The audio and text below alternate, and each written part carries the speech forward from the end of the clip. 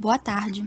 Trataremos agora sobre o assunto avaliação de impacto ambiental e participação social.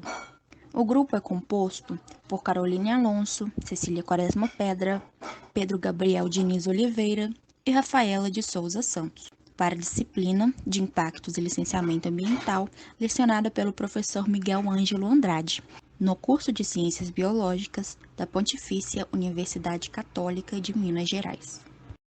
O delineamento da avaliação de impacto ambiental no Brasil surgiu a partir do ano de 1970, quando o país impulsionou um significativo crescimento da atividade econômica e expansão das fronteiras econômicas internas. Com a ampliação de projetos de infraestruturas no Cerrado e na Amazônia, tais como a usina hidrelétrica de Itaipu e a Transamazônica, o Brasil posicionou-se em um âmbito de pressões internas e externas, com o intuito de prevenir a ocorrência de danos ambientais causados por grandes planejamentos, segundo Sanches. Dessa forma, nesse período, deu-se a consolidação no país do pensamento ecológico desse modelo de desenvolvimento. É importante destacar aqui que a atuação de intermediários multilaterais e de outras organizações internacionais tiveram um papel decisivo na adoção da avaliação de impacto ambiental por diversos países, essencialmente o Brasil. Entretanto, foram as condições internas, sobretudo, que possibilitaram uma admissão mais aceitável, por assim dizer, que colocasse em prática os princípios da prevenção e de precaução relacionados à avaliação de impacto ambiental. Mas afinal, qual o conceito de avaliação de impacto ambiental? Bom, conforme segue a Constituição Federal de 1988, a avaliação de impacto ambiental é descrita como um dos instrumentos mais relevantes para a proteção dos patrimônios ambientais, de forma que, no artigo 225, inciso 4, parágrafo 10, a Constituição declarou como sendo uma das obrigações do poder público exigir, na forma da lei, para instalação de obra ou atividade potencialmente causadora de significativa degradação do meio ambiente, um estudo prévio de impacto ambiental a que se dará publicidade. A avaliação de impactos ambientais é uma ferramenta de fornecimento de auxílios para o processo de tomada de decisão. O propósito é suprir informações por meio do exame sistemático das atividades do projeto, fazendo com que permita maximizar os benefícios ou minimizar os impactos, considerando os fatores saúde, bem-estar humano, meio ambiente e elementos dinâmicos do estudo para avaliação. Com a avaliação de impacto ambiental, pode-se exigir, para que todos os empreendimentos com potencial impactante, a revisão de pontos que possibilite a harmonização da relação do homem com o ambiente, disciplinando a ação realizada e impondo limites à utilização dos recursos naturais. Segundo a conceituação de vários autores, o impacto ambiental é a alteração no meio ou em algum de seus componentes por determinada ação ou atividade. Essas alterações precisam ser quantificadas porque apresentam variações relativas, podendo ser positivas ou negativas, grandes ou pequenas. O objetivo dos estudos de impactos ambientais é essencialmente avaliar as consequências de algumas ações, para que possa haver a prevenção da qualidade de determinado ambiente que poderá sofrer a execução de certos projetos ou ações, ou logo após a implementação dos mesmos.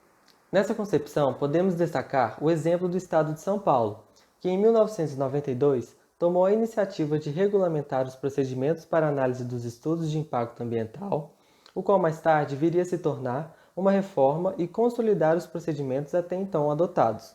Os principais elementos do processo de avaliação de impacto ambiental são tratados na Resolução 42 de 1994, da SMA, sendo elas a triagem, a determinação do escopo, a elaboração do estudo de impacto ambiental, a análise técnica do estudo de impacto ambiental, a consulta pública, a decisão e o acompanhamento e monitoramento. Todavia, como a felicidade brasileira dura pouco, essa resolução foi revogada, substituída e alterada algumas vezes. Entre as modificações das partes do procedimento estabelecido, foi excluída a consulta pública no processo de definição do escopo e substituída por uma proposta de termo de referência apresentada pelo proponente do projeto para análise e consideração do órgão ambiental. Bom, nessa perspectiva, podemos ressaltar a importância em envolver a participação do público no processo de avaliação de impacto ambiental. Diversos autores elencam inúmeras vantagens de se abrir espaço para a participação da comunidade em etapas de processo de avaliação do impacto ambiental. Na visão desses, a participação possibilita o repasse de informações para as comunidades afetadas, redução de conflitos, abertura de espaços para debates com a população, incremento da legitimidade das decisões individuais e do sistema político em geral, tornando o processo mais justo e inclusivo. No que tange às desvantagens da sociedade participar do processo, podemos destacar a possibilidade de ocorrer confusões com a inserção de outras demandas, recebimento de informações errôneas, incerteza dos resultados do processo e possíveis atrasos e aumentos de custos do projeto ou atividade. No que diz respeito às preocupações, é possível identificar 6 razões para evitar a participação pública no processo de avaliação de impacto ambiental, sendo elas: precoce envolvimento da comunidade no processo antes que o proponente tenha posição definida, inserção de membros da sociedade no processo de avaliação de impacto ambiental demanda muito tempo e custa muito dinheiro, medo de estimular oposição ao projeto e do processo ser conduzido pelos ativistas, a participação não ajuda na articulação das pessoas, preocupação em aumentar a expectativa daquilo que não pode atender e a comunidade local não compreende as implicações do processo de avaliação de impacto ambiental. Nota-se que as desvantagens da participação social poderão deixar de existir se houver um bom planejamento no início do processo. Além disso, é natural que a comunidade queira apresentar sugestões para minimizar impactos negativos ou maximizar benefícios. Afinal, tais impactos poderão afetar de forma significativa a qualidade de vida de todos que residem nas áreas de influência direta ou mesmo indireta do projeto. Status e realidades da questão da AIA aplicada ao tema. Bom, então no final de 1960, a sociedade ocidental passou por um processo de luta chamado direitos difusos ou coletivos, sendo que mais tarde ficou conhecido por movimento ambientalista.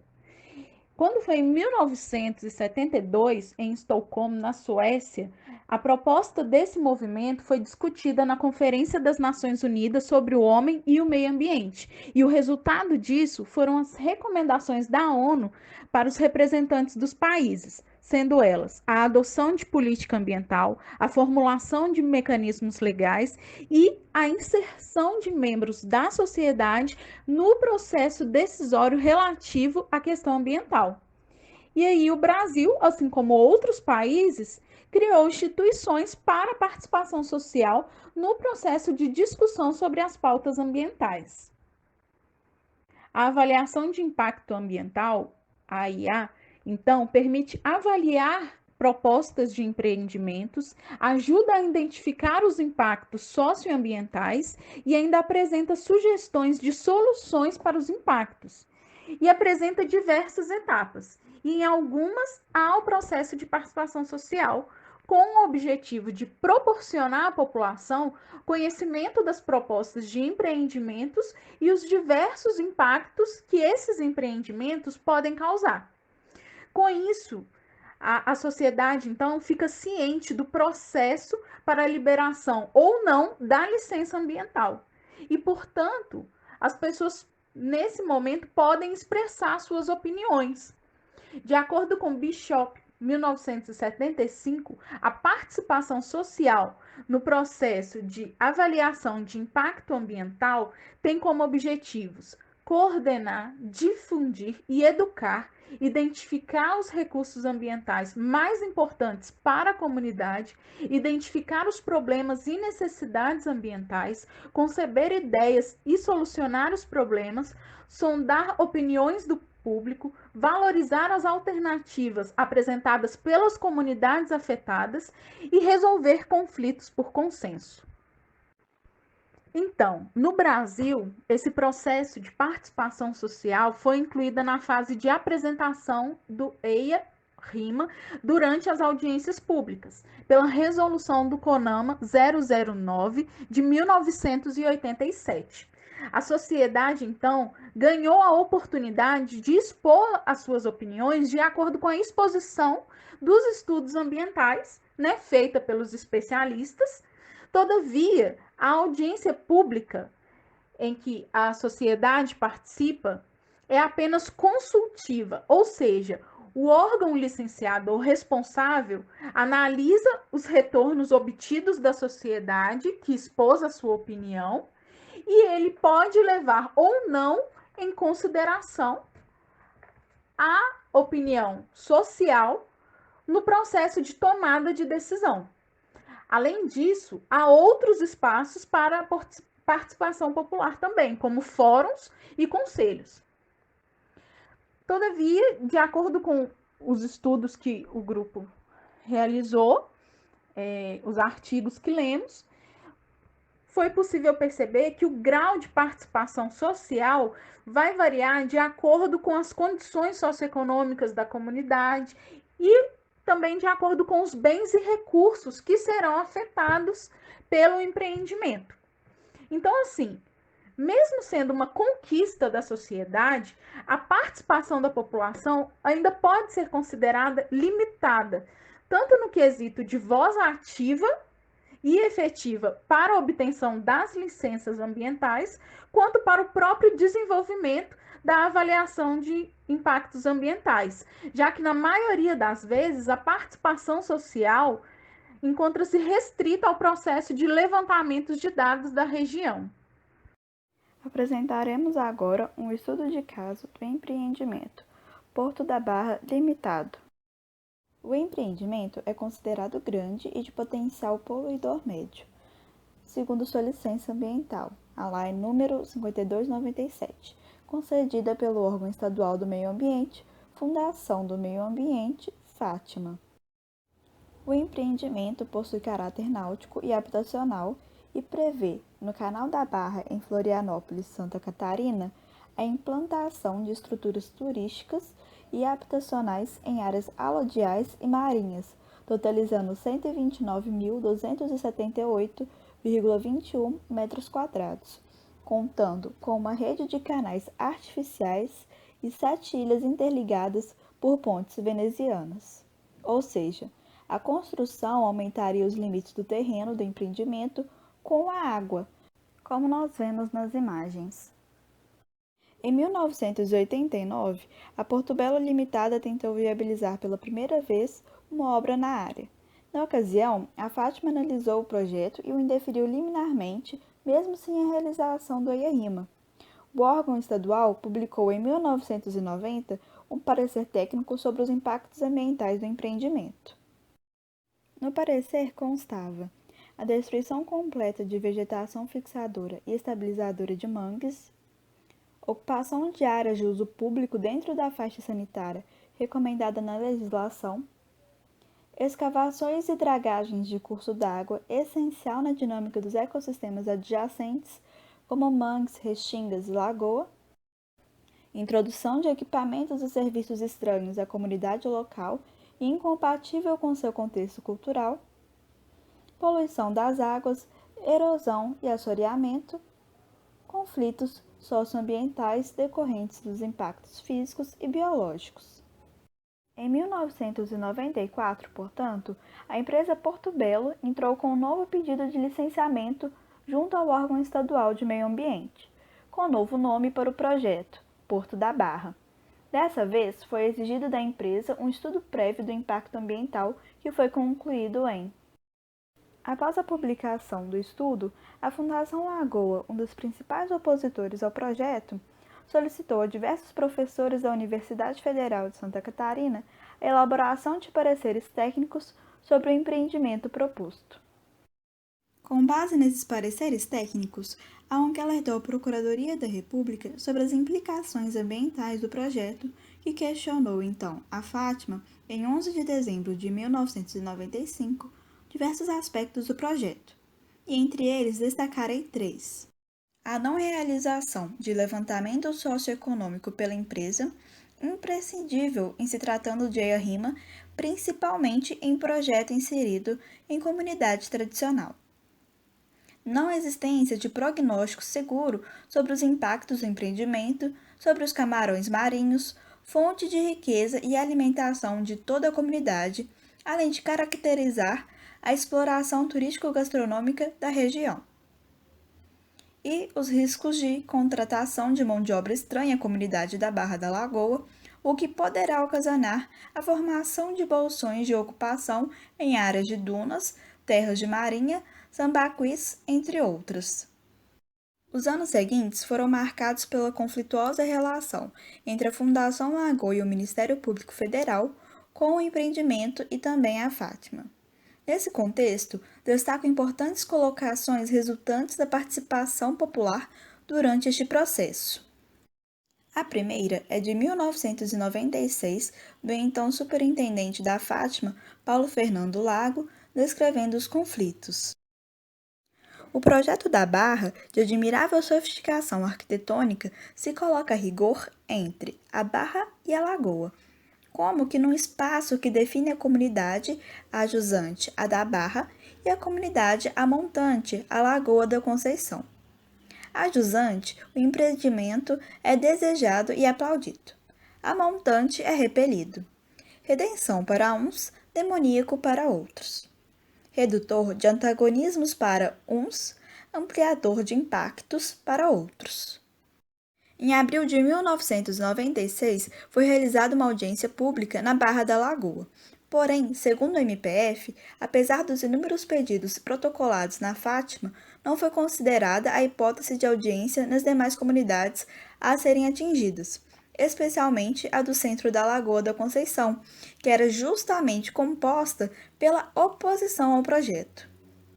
Na ocasião, foi confirmado que a pesquisa de campo foi realizada em apenas 4 ou 5 dias e evidenciado que a equipe multidisciplinar foi negligente, pois não consultou a bibliografia básica sobre o ecossistema estudado, indicando, inclusive, peixes que não existem no sul do Brasil como parte da fauna da região. A segunda é de outubro de 1996, em que o Sindicato dos Pescadores da Grande Florianópolis se manifestou junto à Procuradoria da República, declarando sua indignação com a assinatura da licença ambiental prévia. A assinatura da LAP deixou estupefatas as instituições sérias envolvidas na questão ambiental no âmbito da Grande Florianópolis, principalmente porque uma série bastante considerável de dúvidas persistem, especificamente no que pertine à depredação do meio ambiente com a implementação da chamado Porto da Barra. É público e notório que a comunidade pesqueira da região da Barra da Lagoa vive diretamente da pesca, sustentando suas famílias com os resultados econômicos dessa atividade. Ora, se nós temos a iminência de sepultarmos toda uma atividade econômica de cunho claramente subsistencial, condenando centenas de famílias ao desemprego e à miséria. E, por fim, na época em que o início das obras de instalação do projeto foi impedido e os efeitos das licenças ambientais expedidas pela Fátima foram suspensos, diversos moradores da Barra da Lagoa manifestaram-se junto à Procuradora da República a favor do empreendimento, alegando a existência de quase 1.500 pessoas que são favoráveis à implantação do empreendimento. Essas pessoas acreditavam que seriam proporcionadas melhores condições econômicas, sociais e educacionais às comunidades locais. Para os moradores, como todos já sabemos, por acompanharmos exaustivos estudos, o projeto Porto da Barra provocará impactos controláveis. A comunidade participou de inúmeras reuniões desde 92, estudando, mudando e aperfeiçoando o projeto do Porto da Barra para que ele atendesse não somente aos anseios econômicos da empresa, mas também às necessidades de estrutura que nossa comunidade carece, mais que em qualquer outro ponto da ilha. 6 anos se passaram, o projeto está maduro e pronto para implementação, respeitando os moldes da lei e a vontade da comunidade. Como Vossa Excelência pode ver pelo número de assinaturas colhidas, a comunidade espera ansiosa o início das obras. Sobre a participação pública no Canal da Barra, o projeto Porto da Barra foi um dos primeiros casos em Florianópolis em que foi promovido o envolvimento e a participação pública antes da realização do EIA-RIMA e da audiência pública. Foi possível, pelo estudo deste caso, perceber o papel fundamental da participação pública no processo de avaliação de impacto ambiental, pois foram aprofundados os estudos de impacto ambiental e foram incluídas questões que normalmente não seriam consideradas. Logo, a participação pública evita que impactos importantes sejam negligenciados e ajuda o empreendedor a assegurar uma maior confiança e credibilidade junto à comunidade. além de evitar surpresas desagradáveis que podem acontecer durante a implementação e operação do projeto, devido a uma avaliação de impacto ambiental deficiente. A importância das ONGs ambientalistas dentro do processo de avaliação de impacto ambiental também foi notório. Neste caso, a ONG Fundação Lagoa atuou no sentido de revisar o EIA-RIMA e aprofundar o processo de AIA através de consultas com diversos departamentos da Universidade Federal de Santa Catarina, que permitiram a identificação de impactos e questões adicionais. Além disso, por se tratar de um empreendimento de complexos impactos ambientais, é compreensível que o EIA seja de difícil elaboração. Entretanto, ressalvo que a utilização de informação científica nunca deve ser negligenciada por causa de atrasos que podem ser ocasionados ao processo. Por fim, quanto à participação pública no caso Porto da Barra, o próprio empreendedor afirma ter encontrado dificuldades em promover o envolvimento do público, principalmente das comunidades locais. Isso ocorreu devido à falta de informação sobre o envolvimento e participação dos atores em AIA antes da realização da audiência pública. Mesmo assim, o empreendedor, ao abrir o projeto à participação pública, conferiu uma transparência fundamental ao processo de AIA, dando oportunidade para que os diversos atores tomassem conhecimento do que estava sendo proposto e criou, com as comunidades locais, um espaço de negociação, o Fórum da Barra. O fórum permitiu discussões sobre as necessidades da comunidade, visando a sua valorização, além de aspectos relacionados diretamente com o projeto. Foram utilizadas várias formas para envolver o público, como a disseminação de informação sobre o projeto através de cadernos de perguntas e respostas, distribuição de materiais impressos, consulta através de contatos pessoais, equipe de ligação com a comunidade, comitê consultivo da comunidade, reuniões públicas, audiência pública. E participação, através da negociação.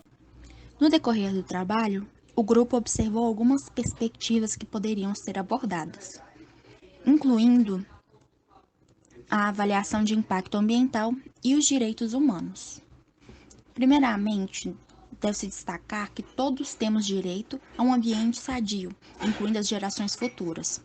Os recursos naturais, eles são relacionados ao coletivo, e nada é mais justo que a participação social, de forma ativa e consciente, que esteja integrada e ciente sobre os métodos, processos e as consequências da exploração dos recursos naturais. Além disso, esse direito é citado e reconhecido em diversos documentos nacionais e internacionais. Possui documentos específicos e é tema de debate em convenções e encontros mundiais. É preciso melhorias no processo de avaliação de impacto ambiental relacionada ao envolvimento e participação social.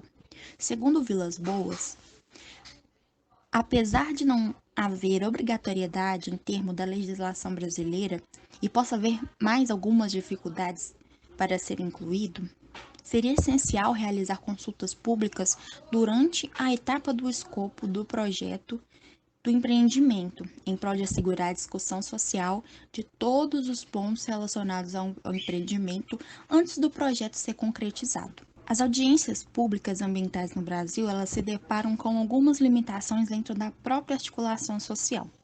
Segundo Sanches, as audiências públicas de cunho ambiental representam um importantíssimo espaço de debate e participação em um clima cooperativo em prol de melhorias. Todavia, tal muitas vezes não é realizada nos momentos destinados ao debate e participação, por falta de mobilização e participação social. Sendo assim, em casos desse tipo, é importante questionar se houve a real conscientização e sensibilização da sociedade para que a mobilização acontecesse de fato. As nossas referências podem ser acessadas por meio desse QR Code e agradecemos muito a sua atenção.